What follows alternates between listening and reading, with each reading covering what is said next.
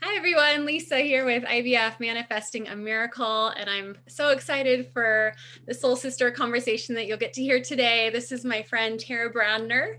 Tara is in North Dakota, and she is also a fellow fertility coach and has a doctorate in nurse nurse practitioner. Yep, doctorate in nursing as a nurse practitioner. Good enough. Nursing, and the founder of an amazing charity you'll get to hear about called Everlasting Hope. So excited to have you here, Tara. Thanks for having me. I love sharing all things infertility. So fun. Yeah, you and I got connected through Instagram, and I want to thank you for just being one of kind of just an early supporter. We started following each other pretty early on. You supported my book, and just I love helping each other. And Absolutely. Great book. If you don't have it, get thank it. you. So yeah, I would love for you to just kind of introduce yourself and share a bit about who you are. And I said you're in North Dakota and all that good stuff. I know. Who's been in North Dakota? Like, probably not many. It's a nice, quiet, peaceful place to be. So I actually live in rural North Dakota. My community I live in and work in is 750 people. So it is nice and cozy. And I like to always share I don't think it matters where you live, the impact you can have and the things you can do. So you can truly live anywhere and help people and serve and do wonderful things. So I do work as a nurse practitioner by day at our rural hospital. So I see babies to 105-year-olds and do ER, hospital, you name it. But my passion lies in infertility and with women's health.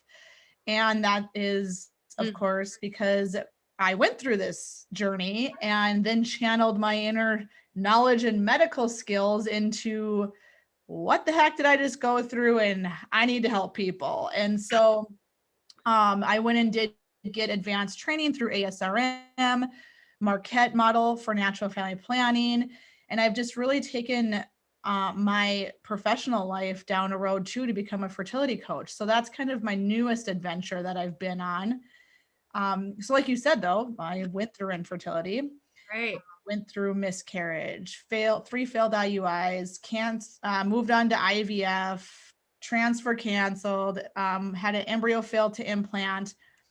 And then you'd think, okay, I'm pregnant, like this should just get better, and yay, and excited. And I vividly remember being pregnant and hardly ever being excited through almost the entire thing. It was like walking on eggshells and nerves.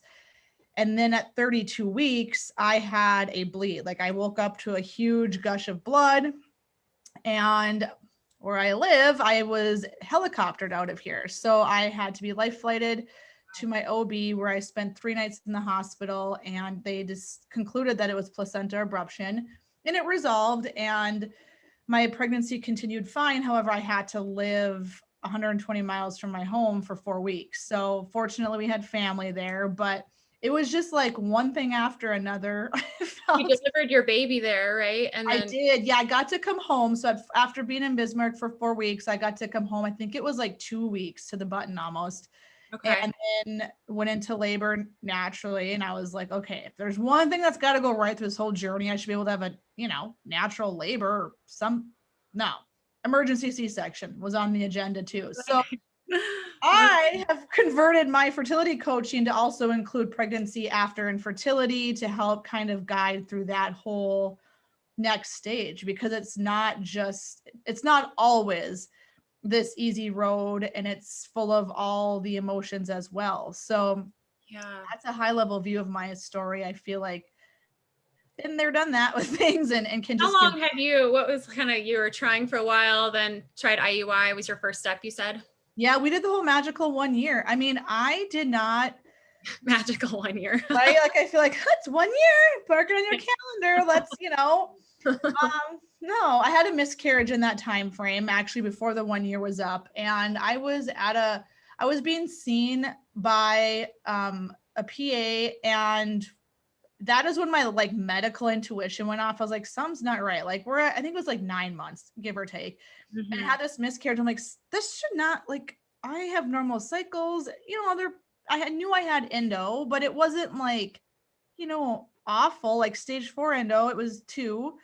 So I didn't really I was never told that that could be, a complication. And after the miscarriage, she literally told me, well, you live far away. And when you're crazy enough, call me up and we'll talk about doing treatments. Cause you're going to have to drive to Bismarck twice a month. And I was like, I'm aware of that. And I actually had just started counseling shortly before that because of the miscarriage. So I caught myself mentally early on and put myself in counseling. But she like made the comment about, well, when you're crazy enough, call me back. And I'm like, that's not good to say to people, So I had this, very interesting start to my journey. And fast forward 2 months after that, I was referred. Actually, after that comment was made, I talked to my OB, because that was not my OB who said that. My OB is amazing. And she's like, that we're done. Let's refer you on to reproductive endocrinology. And I started at my first clinic. So I did also switch clinics too. I did my IUIs at one clinic, had an amazing conversation with a family friend of ours who worked at the second clinic we went to as an embryologist. And that was kind of our big deciding factor to jump clinics, because of statistics and just what we learned about the embryology side of IVF too was a big deciding factor. And I think people forget, like, you got to look at clinics look at their embryology, look at the lab if you're going to be doing IVF. So that was a big deciding factor for us. Okay. And cycle wise, again, how many cycles did you have? So we did 3 IUIs, and then I say 2 transfers because our first one I was like ready to transfer and it got canceled. So I had the whole canceled cycle, and then 1 round of IVF, and we have no embryos left. So we only had 2 genetically normal embryos, a boy and a girl, and the girl failed to implant. So we have a 3-year-old boy. That's like a whole nother thing, because it's like and she wasn't the best grade embryo, but like, let's do this. I had no reason to think otherwise. I was hopeful, I guess you could say. And then it failed to implant. And you go through that like excitement and grieving at the same time when you see there's like a heartbeat, but there's 1 and you wanted 2, or you were hoping for 2, that it's a failed embryo transfer, in my opinion, too. So it was a very, she wasn't the most confident ultrasound tech. So being in the medical field, I went to a different clinic a week later just to verify. Yep. Hello, hormones. Like, I'm just going to go to another clinic and get a second ultrasound just to make sure that she's not in there too. And so, that was the start of that, but we have no embryos left. My son just turned 3. And I'm currently just at a stage where we're not sure. I have it very much so, as you know, more in depth on my heart that there's another baby for us. I don't have it in me to just go through IVF again right now. And part of me is hopeful that I won't need that, but you'll learn later where my energy lies currently. And I've had to just tell myself that that's my time to help others right now. Yeah, I love that, you and I both have had similar, backgrounds, that having gone through what we went through, we felt empowered to really support others on this difficult road. And you went from being this nurse practitioner, which you still are, you always will be one, and moving into the fertility coaching space. And so how has that been for you? Just following your heart, and just, this is a new world that opened up to you, right? Like, you've never planned on getting into the fertility space, right? Like, I didn't either. No. And in fact, when I went to nurse practitioner school, it was one of the rotations, the OBGYN rotation was like my most horrifying rotation. Because as a nurse, I was a critical care nurse. I floated to the OB floor. I did a flex pool when I was a nurse. And so I floated all over. I was like, I'm not going to OB, like, not it, like, not doing that, And so, however, it was the rotation that I was like, I can't believe I was scared of this or didn't want to do it. And now looking back, I'm like, and my OB actually was my instructor. And so it's turned into this awesome instructor. I send my patients to her, my regular friends to her, and we formed a friendship. And there's more exciting stuff I can probably say down here, but I'm going to actually start working for her, satelliting. Awesome. Start a fertility clinic within her private OB practice. That's exciting. Wow. Yeah, it's really snowballed into this like amazing life path purpose that I never could have imagined. So that'll be a next step that's coming this spring if you're in North Dakota. And you, like, I just am so amazed at all the work you're doing and being a strong advocate speaking up for those who really can't speak up for themselves. You know, you're using your voice and really striving to pass legislation in North Dakota to get fertility coverage and fertility preservation, all of that covered. You know, here in Colorado, we did pass ours right before COVID and became So good. like the 18th state. So tell us where you're at with things with fertility Yeah. law, all that. North Dakota meets only every other year. And so my initial drive for this whole bill actually started in 2018, shortly after I had my son. I was home on maternity leave with him, and I was sitting there one day and I was like, what did we just go through? Like physically, mentally, financially, like I get things covered for patients all the time. Why did I have to, mind you, I had a little bit of benefit. I spent hours on the phone trying to get my money back for the stuff that should have been covered. That's a whole nother conversation. So I am also happy to help people through insurance claim issues. Yeah, I mean, that's a whole specialty in itself right there. yes, it truly is. It's just like you have benefits, but we're going to make this very hard for you to utilize. Like, what? Yeah. And so I had reached out to Resolve in the beginning and towards the end of 2018. And then they're like, you know, Tara, it's pretty close to your legislation season. You know, you got to find a sponsor, you got to do all this stuff. I was like, I'm doing it. Like, it's happening this year. And so I called, there's only one fertility clinic in North Dakota, called their docs up, and they had kind of known some name of legislators I should reach out to. And I had this list of like 14 that had a connection personally or through family and friends to infertility. And so that's how I found my sponsor. But I just started calling, you know. And then, so in 2019, we did have a bill introduced here in North Dakota, and it was a very good beginning to just awareness and breaking those walls down. Like, hey guys, we can talk about infertility in North Dakota, like past patients. My fourth grade teacher, my insurance agent came forward and shared. It was awesome. There was like, I think honestly, 10 people from my community alone that shared their story. And that's in my small county, you know. So I kind of got stuff going then, and what happened was, because it's a mandate, it gets tricky, as you know, because you've worked with Colorado, and the committee didn't know that certain things needed to be done, etc., because of another law that's in place there. So anyhow, they were really sympathetic, the first committee it went to, and they just didn't know what to do. And so anyhow, it went to the Senate floor and it failed. But I say it did fail because everlasting hope would not be in existence if that bill would have passed. So I'm one of those people that always is like trying to silver lining everything, or why. And so we got media coverage on the whole thing after the bill failed. I was like, where were you? If you can get media coverage now, I got him on speed dial, as you've probably seen if you've been following Everlasting Hope. Like, now I have an in. But congratulations to anybody if you guys can get media coverage. It's so hard for stuff. And so we got it going, and I was like, we did an awareness walk that summer, and then it turned into, hey, there is no nonprofit for infertility patients of any sort in North or South Dakota. And so I was like, well, cool, how do I do that? So I teamed up with some friends who were like lawyers, you know, and they knew, you know, the background or had started nonprofits. I talked to some friends that had started one. And about a month later, Everlasting Hope was born after our awareness walk. And this is all post. I mean, you were a mom. Yeah. I mean, isn't it amazing? Kind of all this like passion and creativity like really burst out of you. I mean, I felt the same way.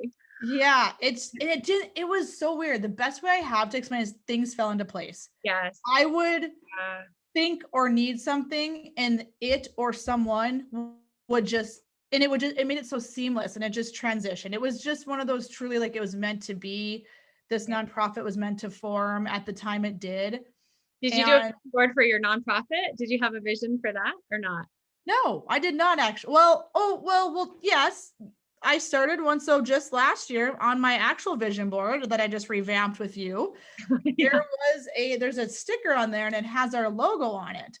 And I put $50,000 underneath it, and hoping that we could raise $50,000, because in theory we could give what we do is give grants out as part of our initiative, is give grants out. I was like, we could help like at least 5 people, you know, if we had that money.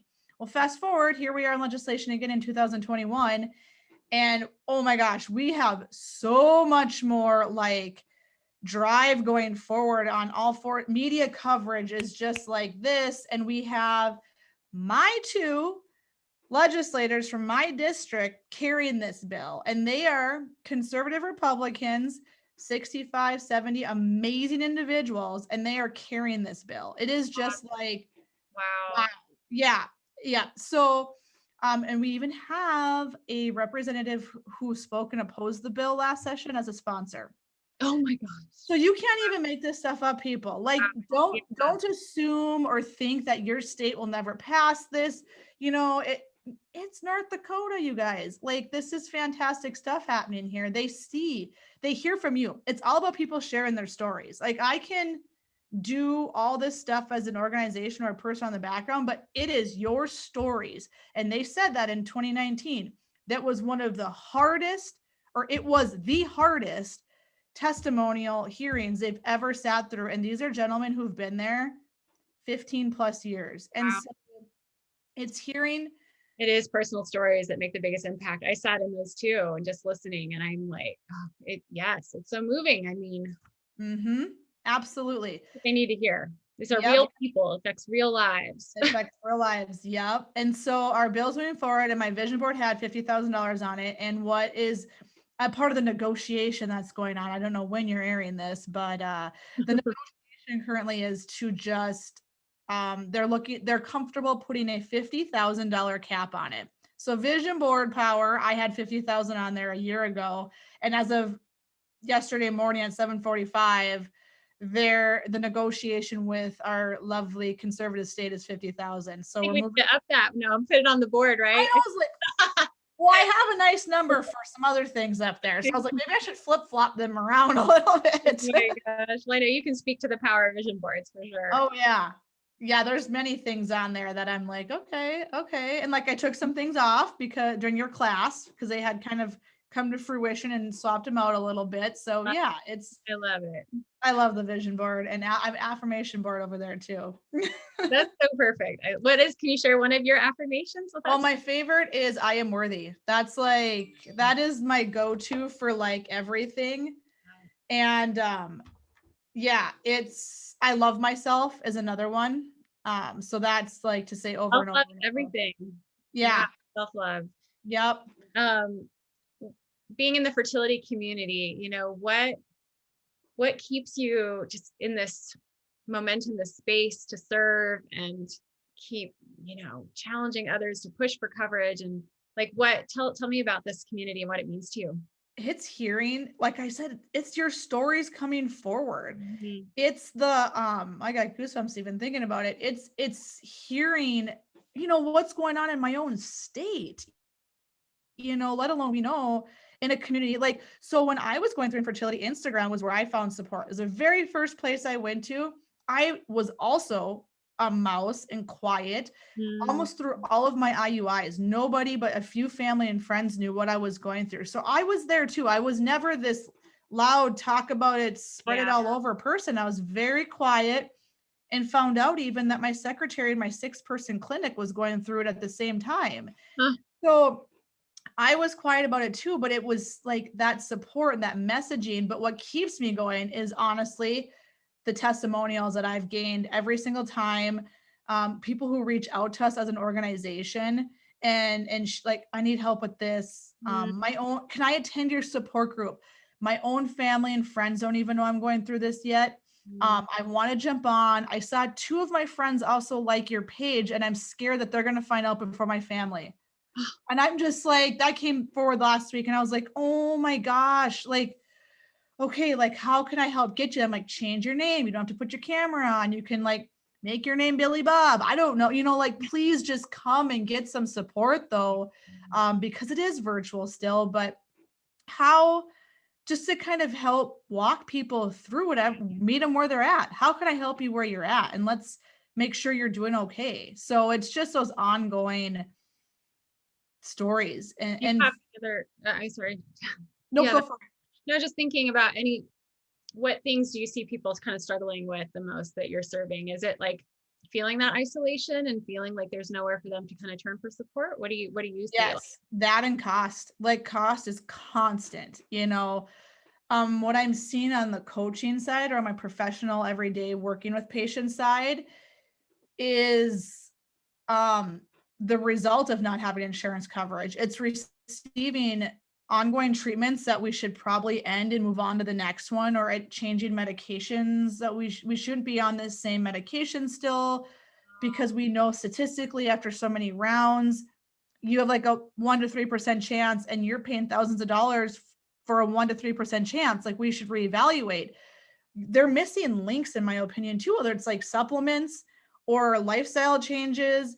We still have people that aren't aware because they're not in maybe the reproductive care yet. They're still being seen by OB, or or they haven't even started that yet. They don't know where to start even or what to go to. So that's the whole premise of my coaching, is to really ensure that people have all the right parts of well-rounded treatment in place, and then to help navigate them if they aren't sure what's the next best step, or they're not fully trusting or sure they should be where they're at with their care. No, that's so valuable. You do have that medical background too, where you can guide people. Yeah. And I've sent people to you, like understanding like different drugs and medications. Yeah. I can dive really into the medications like you do. You're the mindset person I need. That's where they're going. Yeah, that kind of area. Well, I love that we support each other. Yes. What are there any kind of basic tests that you can, I know you do some wonderful posts and stories, and what are kind of like some top tips, like where should people even start if they're just like wanting to like get some maybe on some basic tests? Definitely. So there's basic tests that, and another fun thing I'm doing, I'm actually partnering with a nurse practitioner educational group, and we're going to put out a course for nurse practitioners on how to implement like basic lab work that can be drawn upon a first visit. So one thing too, if someone's coming in for like a well female exam, and you should probably be asking, where they're at with their treatment, or have they had any kids yet? Are they wanting to preserve their fertility? Are they career oriented individuals and they're okay waiting? But we should probably just know like ahead of time, here's your options, just know this, and be doing that educating up front. And so there's basic labs. Some of them, your thyroids, you should have thyroid panels.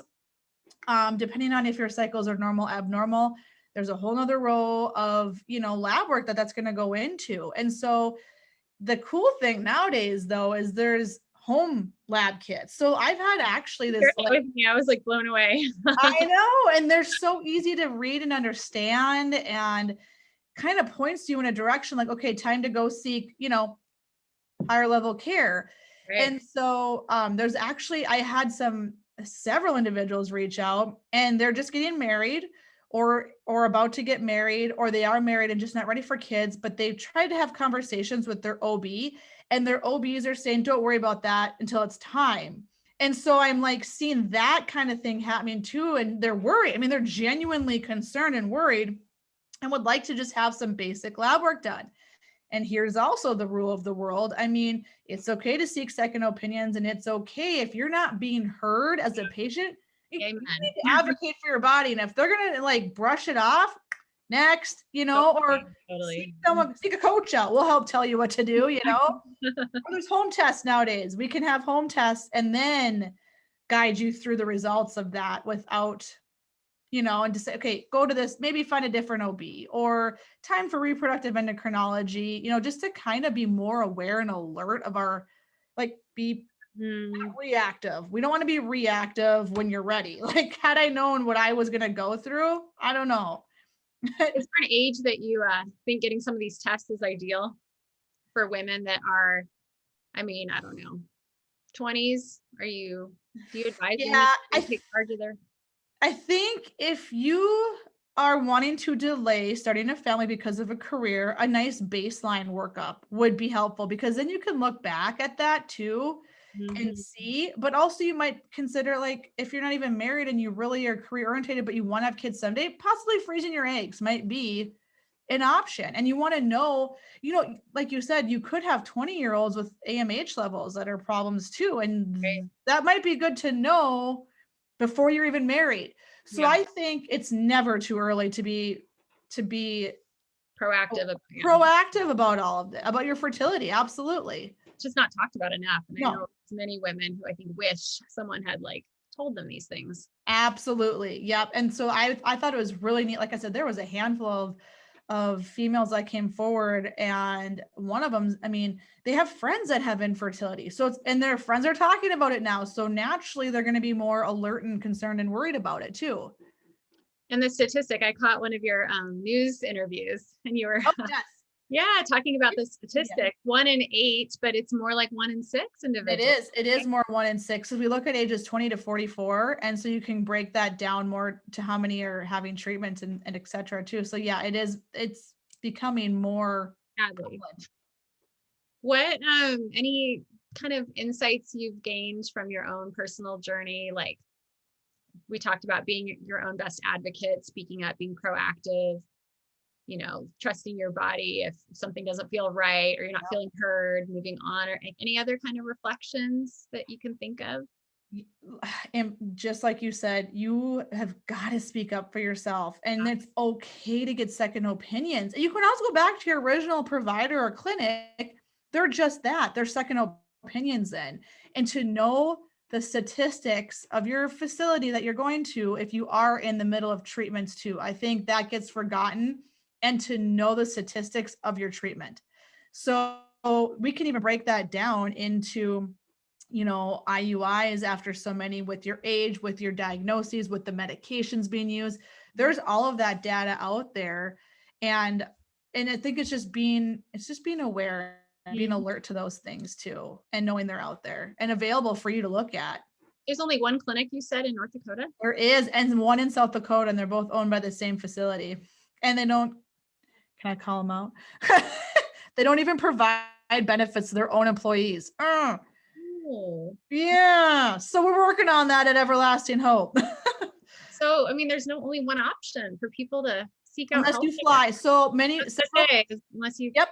You have to travel to Minnesota, or a lot go to Colorado. Actually, they come see you guys in Colorado. So we're used to traveling out of state for stuff, for fertility treatments. I mean, it's unfortunate, but yeah, we have actually we have 2 providers from Minnesota who now travel, like do satellite clinics in North Dakota, but you'd have to still go to Minnesota for your main treatment. Yeah. How did you do that real quick with all of your blood work ultrasounds? Like you're 2 hours away? I forgot to share. I put 1,200 miles on in 1 week. Yeah. During transfer time. Yeah. Cause I had to drive and redraw because some numbers weren't where they should be. And then I had bought tickets. Thankfully, that first transfer that was canceled, my airline tickets were refundable. So, but I did end up coming to Colorado and go skiing anyway. I got away for a while, but yeah, so it was 1,200 miles in 1 week. It's a lot of travel. And that's another thing gets forgotten. Like, okay, yeah, we choose to live in rural America, but for most healthcare things, you can seek service in your local community or not travel as much. You know, with infertility, you have to travel, and let alone travel outside of your own state if you so choose for treatment as well. Well, I think it's so cute because you being in a small town, I love catching your posts when a big outing for you is going to get your daily coffee. Did I get the sugar-free vanilla latte or not? Like oh my gosh, it's a big outing for Tara. Like it's the little things, right? It is. It's all about the little things. I know. I used to live like for 10 years. I never thought I'd move home back to my small town, but here I am. So like I got used to living where things were just easy to like get access to. And now it's like, yeah, getting a coffee is life-changing.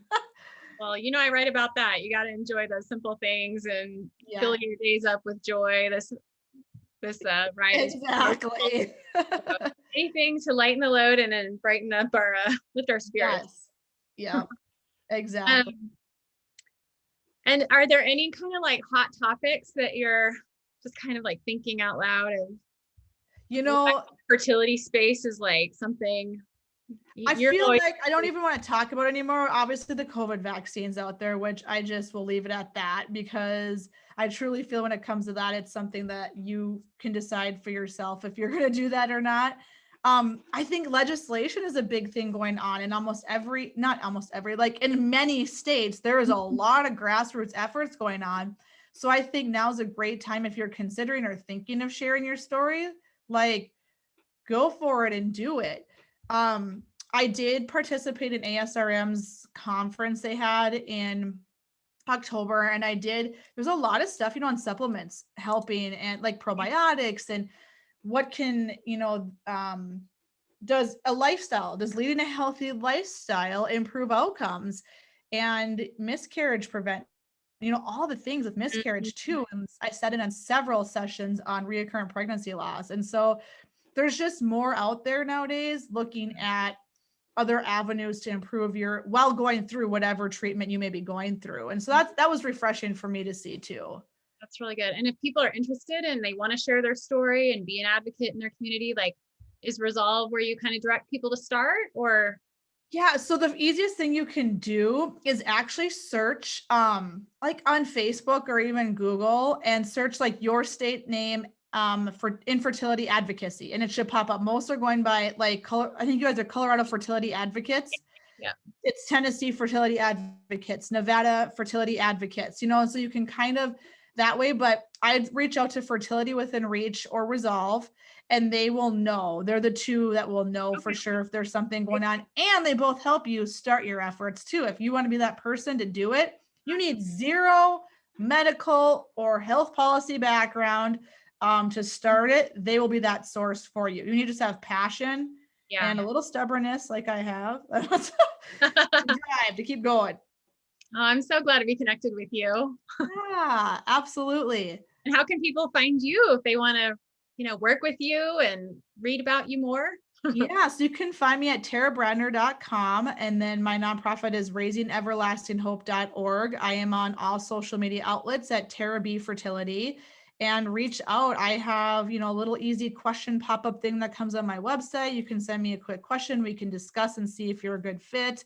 I'm usually a pretty giving person, so I like to do Q&As on my Instagram often, and just give back to the community that was there for me in the beginning too. So I'm also passionate about helping people learn how to share their story too, and how to walk them through that, whether it is for legislation or just simply telling your friends and family. I am passionate about helping with that too. Yeah, it's such an honor to share space with everyone walking this path, Definitely. And thank you, Tara. Yeah, thank you for having me. I'll write your links in the notes. For anyone else that would like to learn more about, my services too as a coach, I'm at IVF Manifesting a Miracle, and Tara is wonderful as well. So reach out to either of us, and we're here to support you. So yeah, thank you. Bye.